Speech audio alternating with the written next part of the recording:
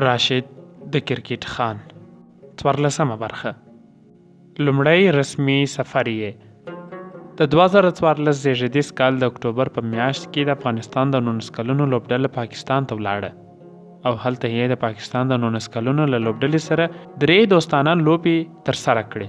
د دغه لوبو هدف دا و چې د 19 کلونو نړیوال کپ او د آسیا د کرکټ شورا پریمیر لیګ سیالیو ته لوبډله چمتو کړي. د اکتوبر د میاشتې په 29مه نیټه لوبه ده. د افغانستان د لوبډلې 15 کسان سوځېدلي او 115 منډې یې کړي دي.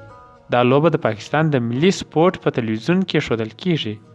د پاکستان د لاهور د قذافي په کرکټ لوبغالي کې یو افغان ځوان چې ویښته یې ګڼ او مینځ کې یې جلا کړي دي په 8 نمبر توپ وهنې ته راوځي.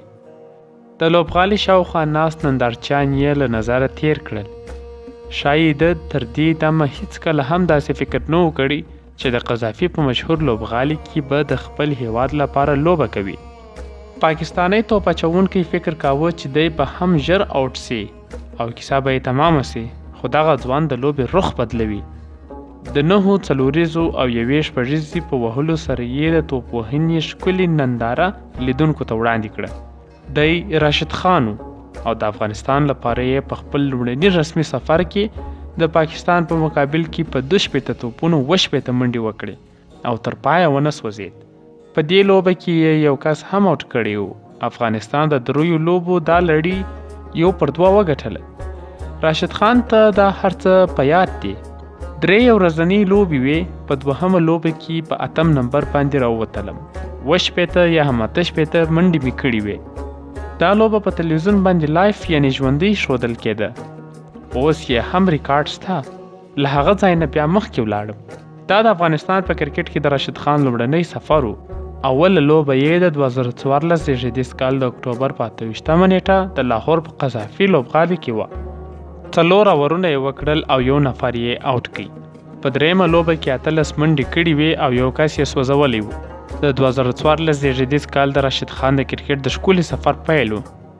په پاکستان کې د راشد خان د ښو لوبو د افغانستان د 19 کلونو په لوبډله کې د هغه ځای پوخ کړ. د 19 کلونو لوبډله د خیبر په درې د پېښور په لارې په موټر کې د لاهور ښار ته د لوبو لپاره تللې وه. خو په لومړي ځل له کابل څخه راشد خان هوایي سفر مالیزیا ته و. د افغانستان د 19 کلونو لوبډله د احسان الله جنت په کپټانۍ مالیزیا ته روانیږي چې د آسیا کرکټ شورا د 19 کلونو په پریمیر لیګ یعنی سیالیو کې ګډون وکړي. دا سیالي د کرکټ د 2مې درجې د هیوادونو د لوبډلو وې. د ځینو نورو افغان ځوانانو لوبغاړو په څیر په الوتکه کې د راشد خان دا لومړنی سفر و. الوتکې ته به څنګه خیږي، په څوکۍ کې به څنګه کښیني، د خوراک څښاک او یا تشناب ضرورت څه به کوي، بیکونه به څنګه د الوتکو مسؤلینو ته سپارل کیږي او څنګه به یې بیرته ترلاسه کوي.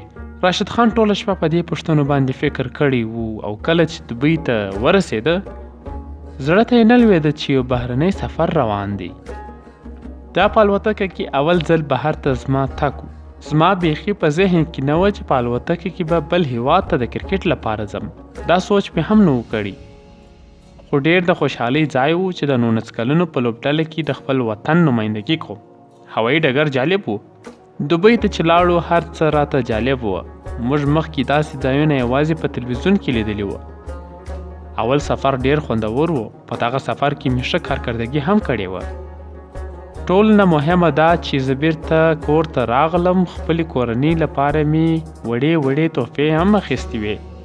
1 کال مخکې د راشد خان کورنۍ هغه یوازې کابل ته نه پرېښوده چې سفر وکړي، خو دا ځل یې پنډوکې تړلي او له 7 سیندونو پناه کېده. هغه د آسیا کرکټ شورا د 19 کلونو په غوره لیګ کې خپله لومړنۍ لوبه د 2014 د نومبر په 9مه وکړه. په دغه لوبه کې یې 6 نفره آوټ کړي وو. دی په دې ټورنمنټ کې 2یم غوره توپ اچوونکی و چې 14 ویکټې یې اخیستې وې.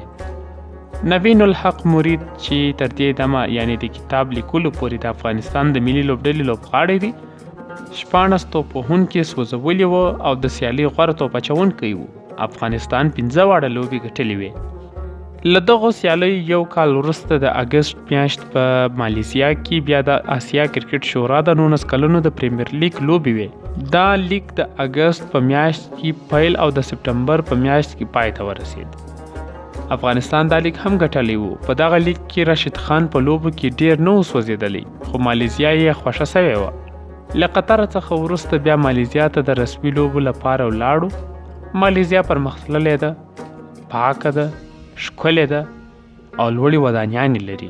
دلته مو هم لوبې وکړې او ومو ګټلې. خو چې لوبې به نه وې، شاپینګ یعنې سوداو ته بتللو او بیا مو منظرې کولې.